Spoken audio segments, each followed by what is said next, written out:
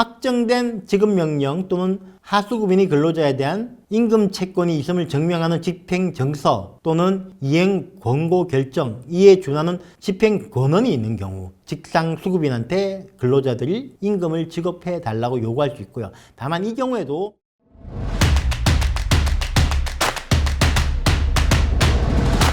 안녕하십니까. 하도급법 전문변호사 법무법인 정박의 정종채 대표입니다. 오늘 다뤄볼 내용은 어떤 경우에 내 직원이 아닌 내 하도급 업체의 직원에 대해서 내가 임금 지급 의무를 지는 경우가 있느냐에 대해서 좀 살펴보도록 하겠습니다. 이를 건설사업자의 수급사업자 직원에 대한 직접 지급 의무라고 합니다. 직원의 월급이나 퇴직금 등은 당연히 고용한 자가 지급 의무를 가지게 되죠. 하지만 건설사업자의 경우에는 건설업이 등록이 된 하수급인, 건설사업자가 하도급을 준 경우에 이 하도급 업체가 건설업 등록이 된 적법한 업체이다 라는 경우에는 하수급인에게 약속된 하도급 대금을 준 이상 이 건설업체가 자기의 직원들한테 월급을 주든 보수를 주든 안 주든 관계없이 임금 지급 의무가 없습니다. 직접 지급 의무는 없습니다. 반대로 수급사업자가 무등록 업체이다. 불법 하도급을 한 경우이다. 무등록 업체한테 하도급을 준 경우는 어떨까요? 그 경우에는 설사 대금을 모두 지급했다 하더라도 여기 있는 등록되지 않은 하도급 업체가 그 돈을 들고 홍콩으로 도망가 버려가지고 노동자들이 손가락을 빨게 된 경우에는 이때는 대금을 지급했다 하더라도 직접 하도급인의 노동자들에게 임금을 지급할 의무가 있습니다. 이때 이 임금 지급 의무를 위반하면 근로기준법 위반으로도 처벌이 됩니다. 근로기준법 44조는 하수급인이 임금을 지급하지 않을 경우, 하수급인이 자기의 노동자들에게 임금을 지급하지 않을 경우에 직상수급인, 발주자, 직상수급인은 귀책 사유가 있을 때만 이 수급사업자의 노동자들의 임금을 지급할 의무가 있다라고 되어 있잖아요. 이때 귀책 사유가 무엇이냐라고 했을 때는 약속된 하도급 대금을 지급하지 않아서 이 업체가 돈이 없어가지고 임금을 못 주는 경우로 보통 일반적으로 봅니다. 반면 44조 2에서는 면허가 없는 업체한테 하도급을 준 경우에는 귀책 사유와 무관하게 다시 말해서 수급인한테 대금을 다 줬다 하더라도 이 수급사업자가 노동자들한테 임금을 안 준 경우에 책임을 져야 되는 의무가 있습니다. 상당히 가혹하죠. 억울하죠. 근데 이 규정을 둔 이유는 뭘까요? 첫 번째는 면허 없는 업체한테 하도급을 주지 말라는 것이고요.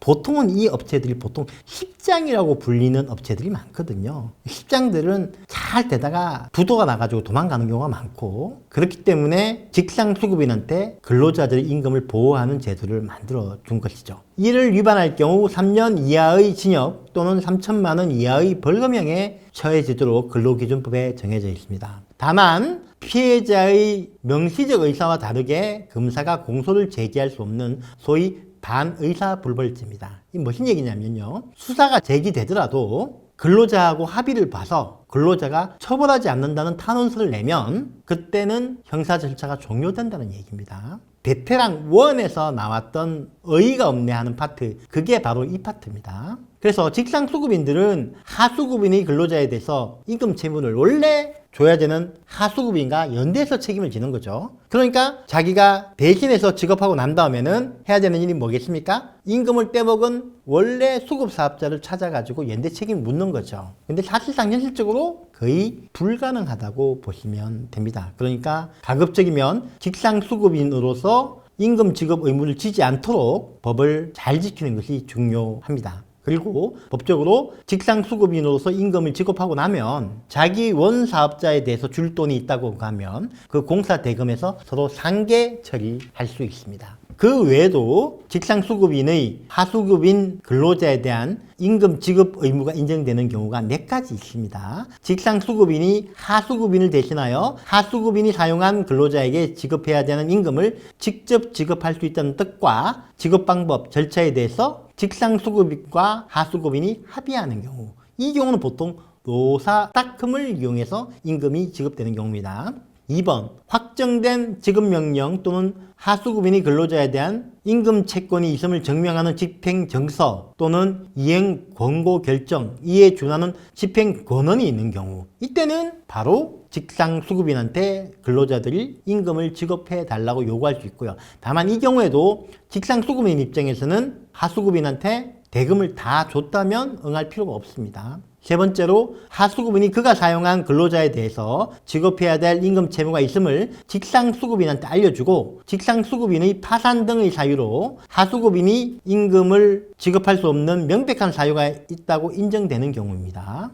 다시 한번 말씀드리면 뭐냐면 하수급인이 직상수급인한테 근로자한테 지급해야 되는 임금이 있다고 얘기를 해주고요. 직상수급인이 보기에 이 하수급인이 파산, 부도 이런 것 때문에 도저히 임금을 지급할 수 없다고 판단되는 경우에는 직상수급인이 그 근로자들한테 월급을 줄 수 있다는 얘기입니다. 또 발주자의 원수급인으로부터 공사도급을 2차례 이상 받은 경우로서 하수급인이 사용한 근로자에게 그 하수급인에 대한 집행 권한이 있는 경우, 이건 뭐냐면 2차례나 하도급을 받았다고 생각한다 그러면 하수급인의 근로자는 어떻게 생각할 수 있겠습니까? 이 하수급인뿐이 아니라 그 위에 있는 직상수급인이 내 고용주일 수도 있겠다 착각할 수도 있지 않습니까? 그렇죠? 이런 경우에는 사용한 근로자에게 그 하수급인에 대한 집행 권한이 있는 경우 근로자는 하수급인이 지급해야 할 임금을 원수급인한테 청구할 수가 있고, 원수급인은 근로자가 자신에 대한 민법상 채권자 대위권을 행사할 수 있는 금액의 범위 내에서 이를 따라야 한다는 특별 조항이 있습니다.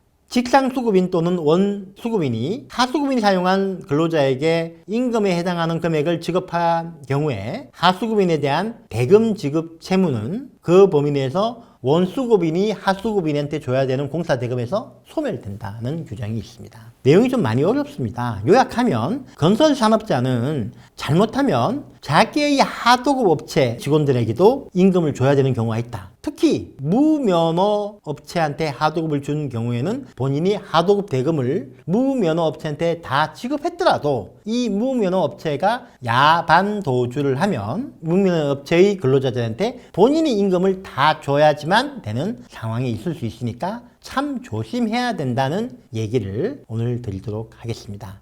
이상입니다.